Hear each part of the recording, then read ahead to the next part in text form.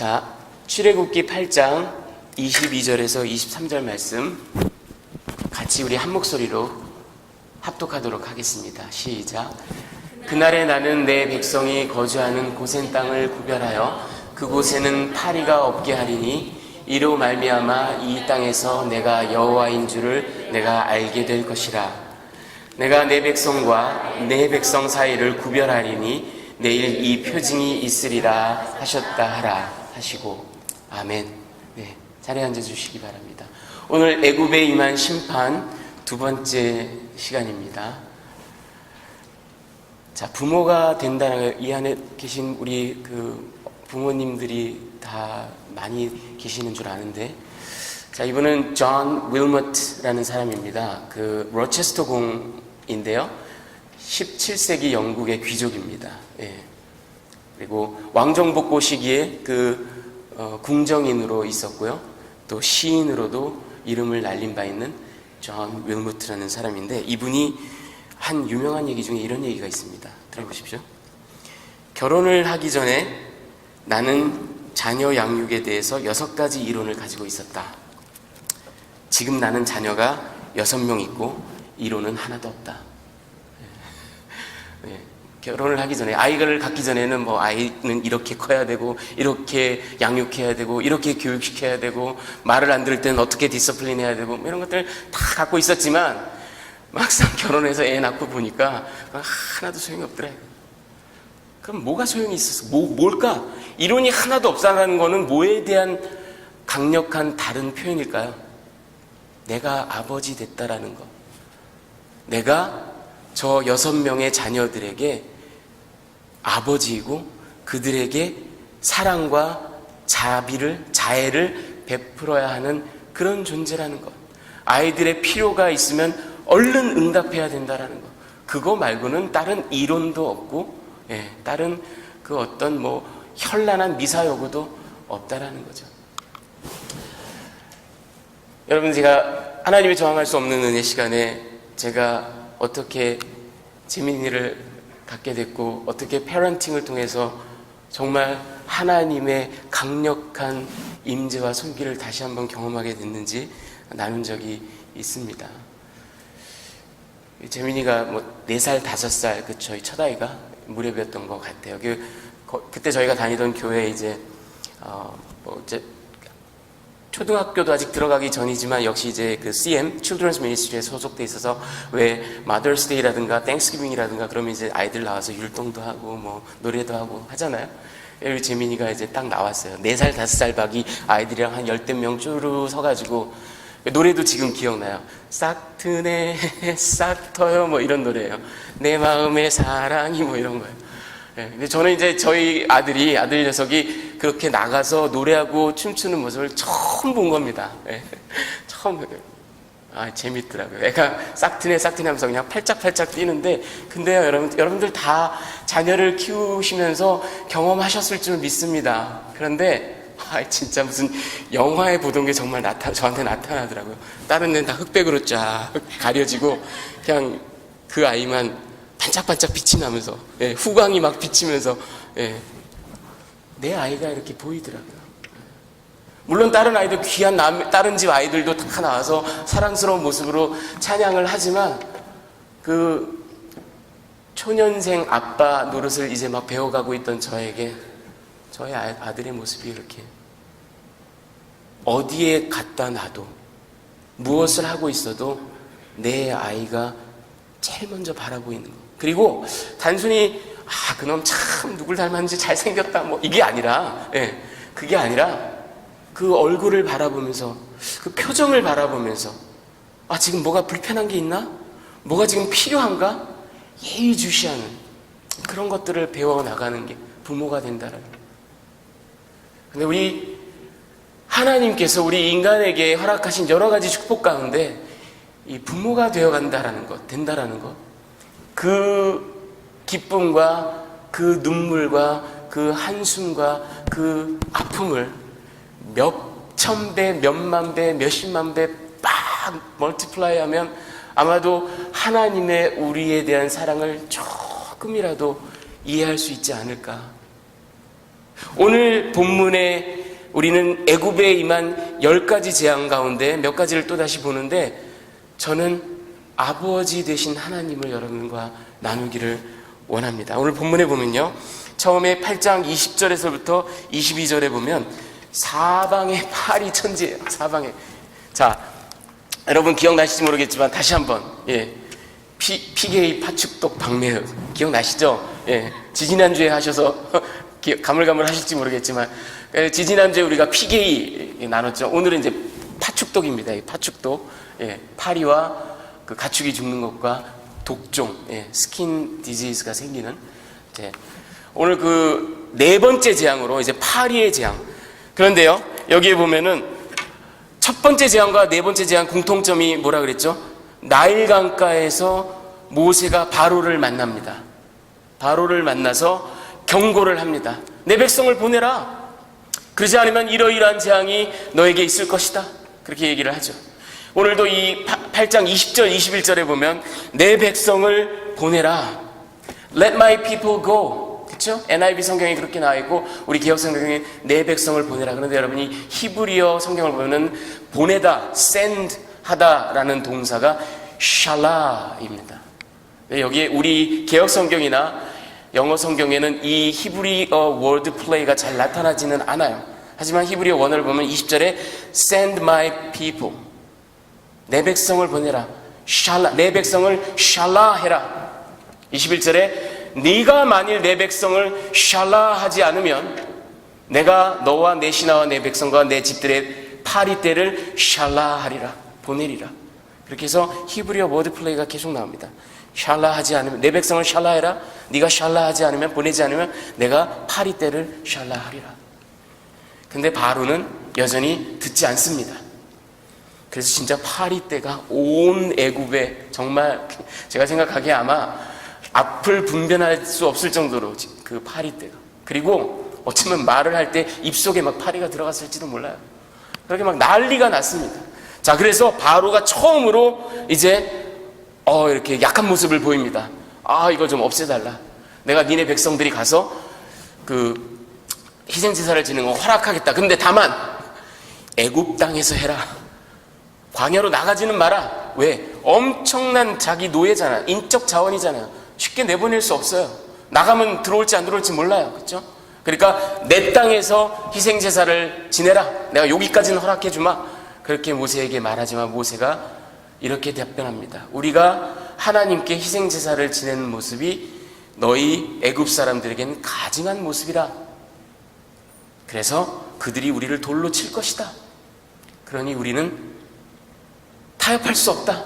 광야로 나가서 하나님께 희생제사를 지내겠다. 왜 돌로 칠지는 이제 다음번 그 재앙을 얘기하고 오늘 결말 부분에 여러분들이 충분히 이해를 하실 수 있습니다. 자, 어찌됐든 그러니까 바로가 지금 급합니다. 파리떼가 뭐 난리가 났으니까. 그래, 알았다 그래 보내주마. 그러나 다만 멀리는 가지 마라. 이렇게 단서를 달면서 그러니 나를 위해서 여호와께 빌어달라. 그래서 이 파리가 다 없어지게 해달라. 그래서 모세가 하나님께 간구하고 역시 파리떼가 없어집니다. 그러나 바로는 여전히 그동안 보여왔던 패턴대로 다시 이 재앙이 지나가고 난 다음에는 언제 그랬냐는 듯이 히브리 백성들을 보내지 않습니다. 자, 그래서 이제는 다섯 번째 재앙, 역시 두 번째 재앙과 다섯 번째 재앙의 공통점이 뭐냐면 이번에는 모세가 하나님의 명을 받아 바로의 궁궐로 들어가서 바로에게 경고를 주죠. 내 백성을 보내라. 보내지 않으면 너희 애굽 땅에 소와 말과 낙타와 나귀와 모든 짐승들이 몰살을 하게 될 것이다. 바로는 여전히 듣지 않습니다. 그래서 이번에도 그 경고대로 애굽의 모든 가축들이 그 종류대로 각각 다 몰살을 당하는 그런 재앙이 벌어집니다. 바로는 여전히 완강하여서 하나님의 말씀을 듣지 않습니다. 자, 그래서 이제 여섯 번째 재앙은 이번에는 악성 종기가 짐승과 사람에게. 자, 여러분 이 여섯 번째 재앙이 특별한 점은 이제 사람에게, 애굽인들에게 아주 직접적인 재앙이 처음으로 벌어지는 겁니다. 그동안에는 뭐 나일강이 피로 변하고 뭐 개구리가 뭐 이가 들끓고 하지만 이제는 애굽 백성들이 악성 종기로 인해서 직접적인 고통을 받기 시작합니다. 점점 하나님께서 지금 보내시는 재앙들이요, 점점 그 강도를 더해가고 있습니다. 자, 근데 여기서 한 가지 주목할 만한 점은요, 여러분, 이 출애굽기 9장 10절, 8장에도 이 화덕이라는 단어가 나옵니다. 그들이 이제 모세와 아론이 화덕의 재를 한 움큼 이렇게 가지고 바로 앞에 서서 모세가 하늘을 향하여 그 화덕의 재를 날리니까 그 재로 인해서 악성 종기가 생겨서 사람과 짐승이 그 종기로 고통을 받게 되는 이런 모습이 나옵니다. 여러분, 이 화덕이라는 게요, 히브리어로 킵샨이라는 건데, 이게 뭐냐 하면요, 애굽의 고고학적 발굴을 이렇게 하고 역사적인 연구를 해보면은 그 신왕조 시대에 이 킵샨이라는 걸 썼는데, 킵샨이라는 것은 뭐냐 하면 벽돌을 굽던 화로입니다. 화덕입니다. 여러분, 벽돌 하면 생각나시는 게 있죠?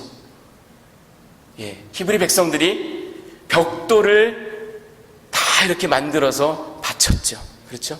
그 벽돌을 굽는 이 화덕, 킵샨이라는 것은 애굽이 히브리 사람들을 붙잡아서 노예로 부리면서 먹을 것도 제대로 안 주고 임금 뭐 그런 거 절대 안 주고 계속해서 일을 시키는 그 폭압과 억압의 상징이 바로 저 킵샨입니다.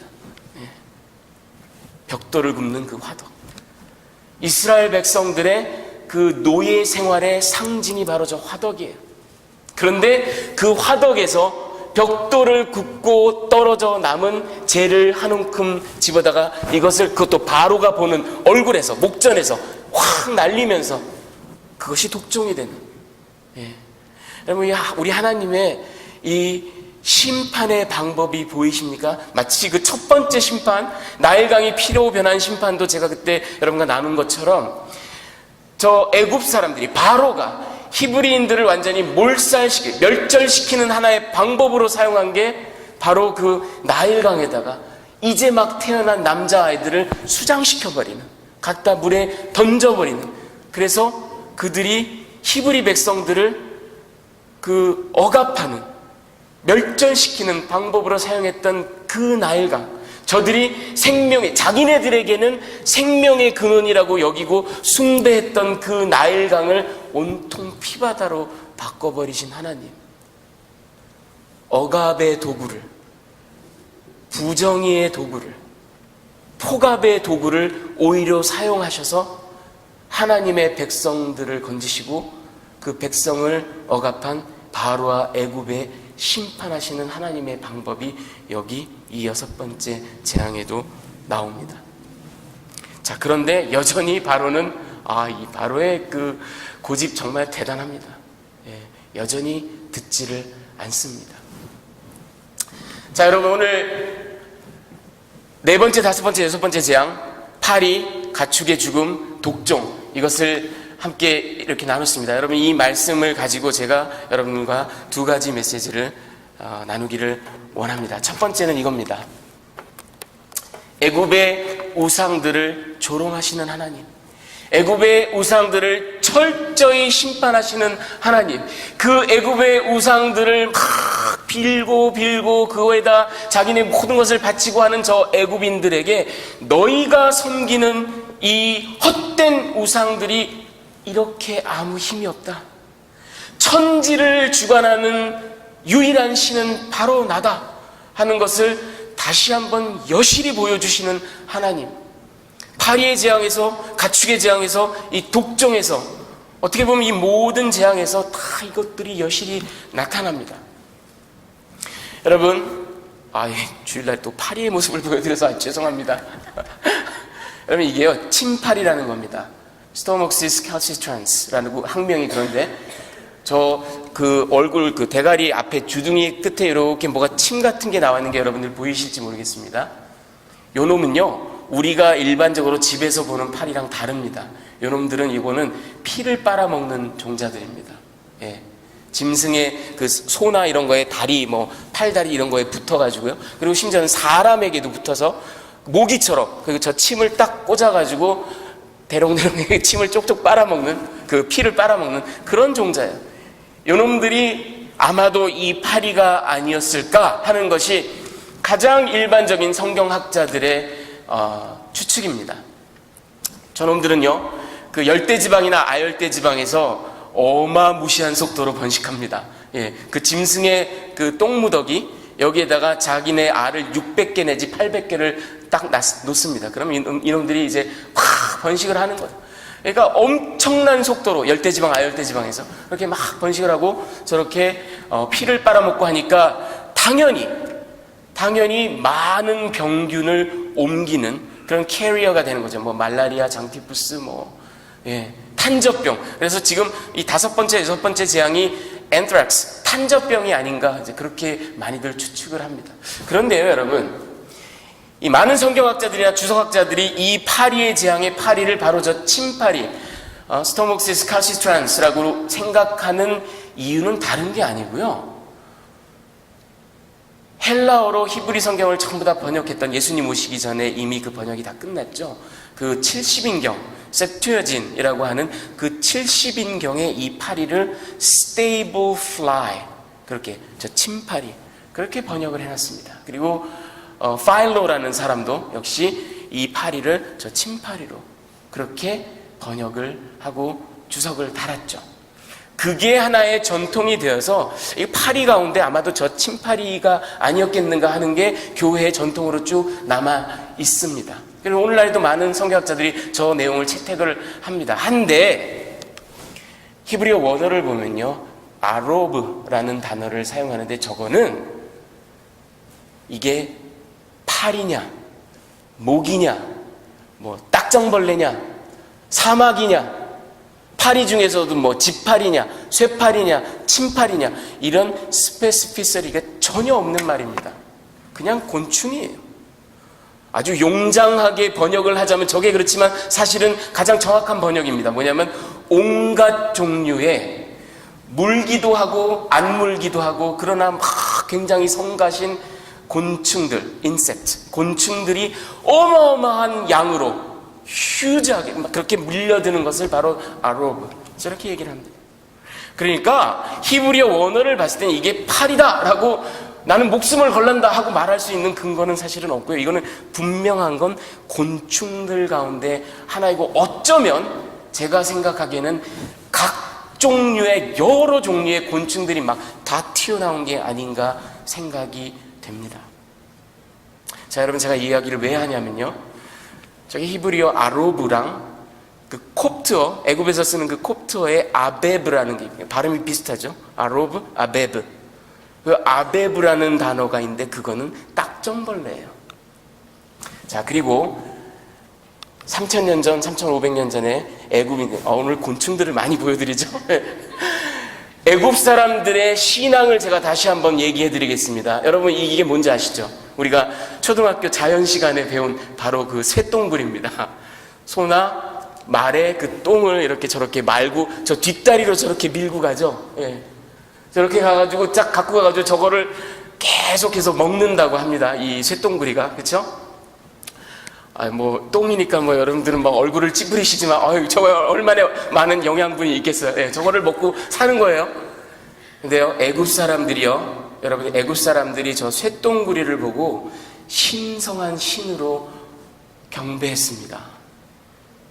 저 쇠똥구리가 저 쇠똥을 이렇게 동그랗게 말아가지고 저걸 밀고 가다 보면 그렇잖아요. 이렇게 말아서 밀고 가다 보면 그게 더 동글동글해지잖아요. 찰져지잖아요. 그러니까 저들이 보기엔 저게 마치 이 떠오르는 태양과 같이 동그란 거를 저 쇠똥구리가 계속 밀고 가니까, 저 쇠똥구리라는 저 곤충이 말하자면 아침마다 떠오르는 저 태양, 일출, 그 일출을 주관하는 신. 예. 그래서 케프리라고 하는 신을 저들이 숭배를 했는데, 여러분 저 그림이 보이십니까? 이 이집트 벽화에 나오는 신의 모습인데, 저 얼굴을 자세히 보시면 쇠똥구리 얼굴을 하고 있습니다. 여러분 제가 지어낸 얘기가 아닙니다. 쇠똥구리예요. 저 케프리라는 신은 그래서 제가 아까 말씀드린 것처럼 일출을 관장하는 신이에요. 그리고 여러분 생각해 보십시오. 일출이라는 것에서부터 자연스럽게 연결되는 귀결되는 또 하나의 그들의 종교적인 어떤 아이디어가 뭐냐면 해는 서쪽으로 떨어졌다가 다음날 어김없이 또 떠오르고 죽었다가는 또 살아나고 죽었다가는 또 살아나고 하는 것 같잖아요. 그러니까 저 케프리라는 신은 재탄생, rebirth, 다시 탄생하는 것을 관장하는 신이다라고 여겼습니다. 이게 이집트인들의 신앙이에요. 곤충의 얼굴을 한 신입니다. 그런데 우리 하나님께서 지금 네 번째 재앙에 그게 뭐 파리건 모기건 쇠똥구리건 뭐 딱정벌레건 뭐 여치건 뭐 사막이건 뭐건 간에 곤충들이, 저들이 그 중에 한 종류를 저렇게 신으로 숭배하는데 그 곤충들이 막 난리가 나가지고 사람들이 다 막 지금 죽게 생겼는 거예요. 너희가 섬기는 신, 하나님의 그 창조 세계 가운데 가장 미물 가운데 하나인데, 예, 그거를 신이라고 여기고 그것에 막 경배하고 숭배하고 그런 애굽 백성들에게, 그런 바로에게 하나님께서 지금 저 곤충의 재앙을, 예, 이렇게 보내시는 겁니다. 자, 또 하나는 다섯 번째 재앙이 그 가축들이 몰살을 하는 거였는데, 여러분이 애굽의 또 여신 가운데 아주 급수가 높은 여신입니다. 굉장히 급수가 높은 여신 중에 하토르라는 게 있는데요. 이거는 하늘의 여신, 사랑의 여신, 아름다움의 여신, 기쁨의 여신, 모성의 여신, 또 다산의 여신, 그런 여신이에요. 근데 이 역시 이집트 벽화 가운데 나와 있는데 저 하토르라는 여신의 그 머리를 자세히 보십시오. 관을 쓰고 있는데 저 관이 소의 뿔 모양입니다. 예, 소의 뿔 모양이에요. 자, 그리고 저 하토르라는 여신의 아들이라고 여겨지는 또 다른 신이 있는데 그 아피스예요. 이건 진짜 소입니다. 황소입니다. 황소, 멤피스 지역에서 숭배되었던 신성한 소의 아피스예요. 엄청나게 숭배를 받았던 소입니다. 예. 자, 이것만이 아닙니다. 또 애굽에는 부키스라는 신이 있습니다. 이거는 헬몬티스 지역에서 숭배를 받았던 또 역시 신성한 소예요. 그리고 그 전쟁의 신이라고 그들이 믿었던 몬투라는 그 신의 화신, 현현이라고 여긴 것이 바로 저 부키스라는 황소입니다. 여러분, 이게 보이십니까? 하토르도 그렇고요. 그 다음에 아피스 그 황소도 그렇고요. 이 부키스도 그렇고요. 저들은 가축들 가운데 특별히 소, 아주 신성한 존재로 그들의 신으로 그렇게 떠받들여서 엄청난 제사를 지내고 행진을 벌이고 뭐 난리를 쳤었어요. 예. 오죽하면 저기 그 소가 죽으면 그 소를 미라를 만들었으니까. 예. 그런 가축들을 섬기는 저 애굽인들에게 그 가축들이 전부 다, 그게 뭐 탄저병이든 뭐든 간에, 예, 하나님께서 다섯 번째 재앙을 보내셨는데 가축들이 싹 다 몰살을 하는. 여러분, 저 소를 저렇게 숭배했던 모습을 보면요, 이게 자연스럽게 연결이 됩니다. 출애굽기에서 모세가 시내산에 가서 계명을 받을 때 히브리인들이 밑에서 무슨 일이 있었죠?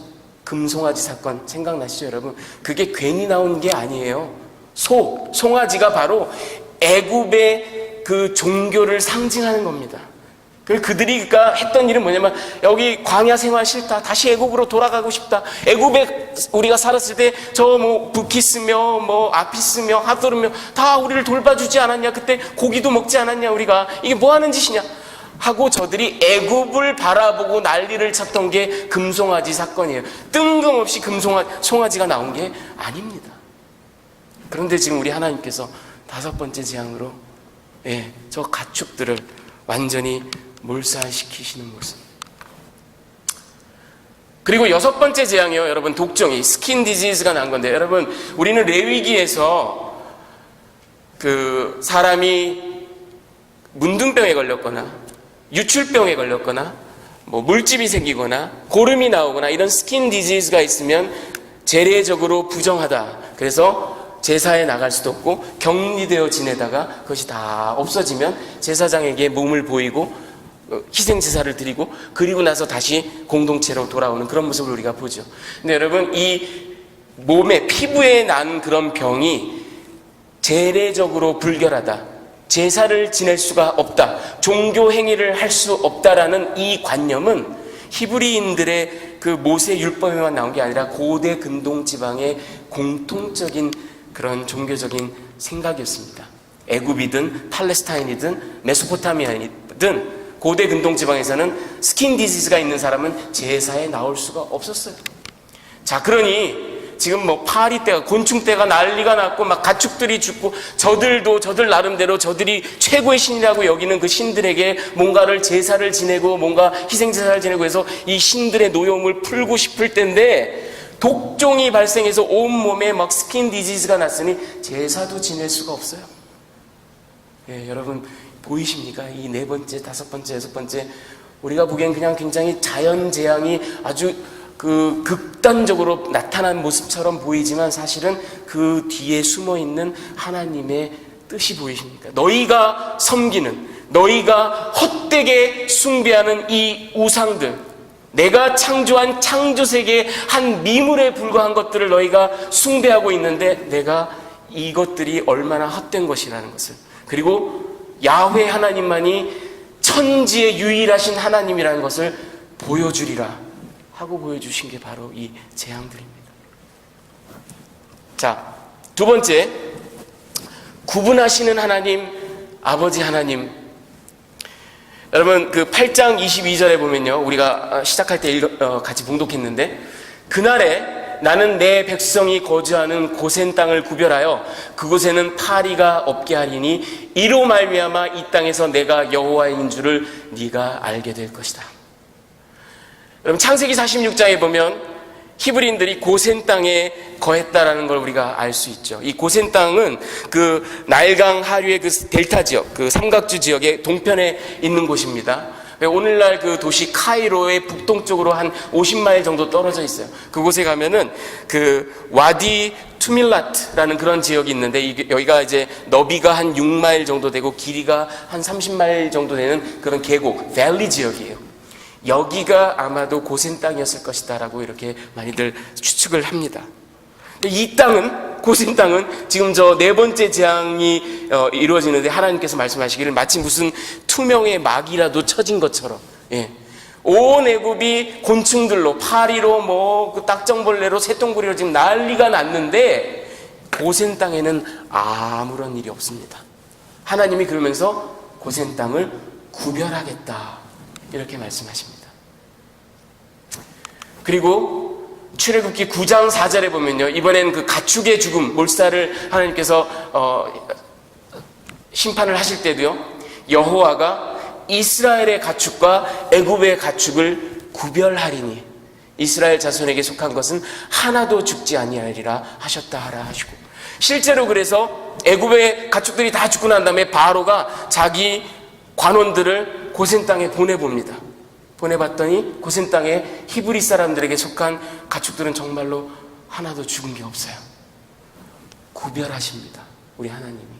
자, 이 네 번째, 다섯 번째 재앙에서 나타나기 시작하는 모습, 하나님께서 애굽인들과 히브리인들을 엄밀하게 구분하시는 모습, 이게 앞으로 재앙에서 계속해서 나타납니다. 그리고 10번째 재앙, 클라이맥스가 되는 10번째 재앙에서 아주 극적으로 나타나요. 그래서 애굽의 장자들은 바로의 장자, 가장 높은 바로의 장자서부터 하인 머슴의 장자까지, 그리고 가축의 첫 소생까지 싹 다 죽어요. 하지만 하나님께서 구분하신 이스라엘 백성들은, 그 문설주와 임방의 피를 바른 이스라엘 백성들의 장자는 하나도 건드리지 않으세요.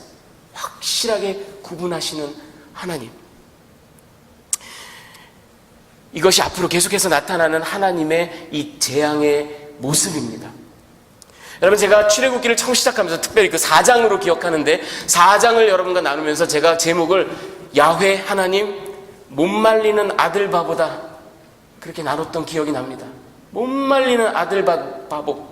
하나님의 이 출애굽의 역사는 다른 게 아니라 이스라엘이 하나님의 장자인데, 그 이스라엘 하나님의 장자를 살리시기 위해서 애굽의 장자를 죽이시는 역사가 바로 출애굽의 역사예요. 하나님의 선택받은 백성을 살리기 위해서 애굽의 장자들을 죽이십니다. 하나님의 구원의 역사는요, 다르게 표현하면 가르는 겁니다. 나누는 겁니다. 선택받은 하나님의 백성, 그렇지 못한 어둠의 자식들, 가르는 겁니다. 여러분, 로마서 9장 13절에 보면 기록된 바, 사도 바울이 로마서에서 말라기 말씀을 인용하면서 기록된 바 내가 야곱은 사랑하고 에서는 미워하였다 하심과 같으니라. 하나님의 구원은요, 하나님의 구원은 야곱을 택하시고 에서를 택하지 않으시는, 버리시는, 선택하시고 유기하시는, 이게 바로 하나님의 구원의 역사입니다. 같은 로마서 9장에 저 20장 이후에 넘어가면 이제 사도 바울이 토기장이가 진흙 한 덩이로 하나는 귀 쓸 그릇을, 하나는 천이 쓸 그릇을 만들 권한이 왜 없단 말이냐? 그건 토기장이의 고유의 권한이다. 그의 주권이다라는, 우리 하나님 토기장, 거룩한 토기장이 되시는 우리 하나님의 주권이다라는. 그래서 22절 23절에 가보면 진노의 그릇과 긍휼의 그릇을 대별해서 사도 바울이 설명합니다. 오늘 구별하시는 하나님, 쫙 나누시는 하나님, 가르시는 하나님. 제가 서두에 패런팅을 얘기하면서 그 무대에 많은 아이들 가운데 내 아이가 다 눈에 보이는 것, 말씀드린 것처럼 우리 하나님은요, 여러분, 하나님의 자녀들을 바라보고 계십니다. 그리고 그 하나님의 자녀들을 구속하시는 것이 바로 하나님의 역사입니다. 그분의 구속의 역사예요. 이 재앙에서 여실히 나타납니다. 앞으로 해를 거듭할수록 계속해서 더 증폭하면서 고조되면서 쫙 나누시는 하나님의 역사가 계속해서 나타납니다. 그런데 여러분, 많은 사람들이, 그리고 심지어는 하나님의 백성된 자녀들 가운데서도 내 이게 잘 받아들여지지 않는다 하시는 분들이 의외로 많습니다. 그 하나님의 선택이라는 것과, 선택의 다른 말은 진노의 그릇은 유기됐다, 버려졌다라는 얘기거든요. 이 선택과 유기가 참 이게 좀 다이제스트하기가 너무 힘들다. 하나님이 정말 사랑의 하나님이라면 이렇게 과연 나눠 놓으셔야 됐겠는가? 우리의 인간의 도덕성으로는, 인간의 상식으로는 이해가 참 되지 않는다 하고 항변하시는 분들이 의외로 많습니다. 그러나 여러분, 성경의 역사는, 하나님의 역사는 거부할 길이 없습니다. 시작부터 지금까지 하나님의 열심은 그가 택하신 그의 자녀들을 향한 은총이에요, 여러분. 은혜와 은총이 같은 말인 것 같지만 사실은 하나님의 구원의 역사는 은총, favor입니다. 야곱은 favor 하시고 에서는 버리신 하나님. 우리의 도덕적인 기준에, 우리의 과학적인 사고에, 우리의 인간 평등, 그리고 인간 박애주의, 이런 상하상에 비추어서 하나님이 하시는 일이 이해가 안 된다 할지라도 사도 바울이 얘기한 것처럼 그분의 주권으로 진노의 그릇과 긍휼의 그릇을 따로 지으셨는데 우리가 과연 무슨 말을 할 수 있겠습니까? 그렇죠? 네. 이게 하나님의 구속의 역사임을 믿으시기 바랍니다. 그리고 출애굽서부터, 그래서 우리 예수님도 이 땅에 계실 때, 가르치실 때 마지막 때에 있는 일을 내가 알곡과 쭉정이를 구분하리라, 내가 양과 염소를 구분하리라, 구분하시는 것, 나누시는 것, 이게 바로 하나님의 구속의 역사라는 것이 출애굽기의 그 재앙을 통해서도 분명하게 보여집니다. 사랑하는 여러분, 우리가 하나님의 역사를, 하나님의 그 favor를, 하나님의 구속하시는 방법을 다 이해할 길이 없습니다. 우리는 그저 믿고 감사할 밖에는 다른 길이 없습니다. 여러분, 자녀를 그렇게 내 자녀를 꾸준히 쳐다보면서 그 아이의 얼굴 표정 하나하나를 살피면서 정말 아들에게 모든 사랑과 정성을 쏟는 부모에게 아들이 어느 날 아버지 잠깐만. 그런데 저한테만 관심 보이지 마시고 저기 영희, 철수, 순자, 말자에게도 다 똑같이 사랑해. 말이 안 되는 얘기예요. 그 사랑 때문에 내가 사는데, 그 사랑 때문에 내가 구속받았는데 그 사랑에 대해서 우리가 이렇다 저렇다 말할 수가 없습니다. 사랑하는 예담교회의 모든 성도님 여러분들, 우리가 이 땅에서 육신을 입고 모든 것을 다 이해하지 못한다 할지라도 하나님의 전능하시는, 하나님의 엄위하심을, 그리고 우리를 향한 하나님의 그 선하심을 확실히 믿고 그 믿음 가운데서 하나님께 감사와 영광을 돌릴 것을 날마다 다짐하고 그렇게 헌신하며 살아가시는 저와 여러분이 되시기를 주님의 귀하신 이름으로 축원합니다. 같이 기도하시겠습니다. 할렐루야. 은혜로우신 하나님 아버지 감사를 드립니다. 애굽의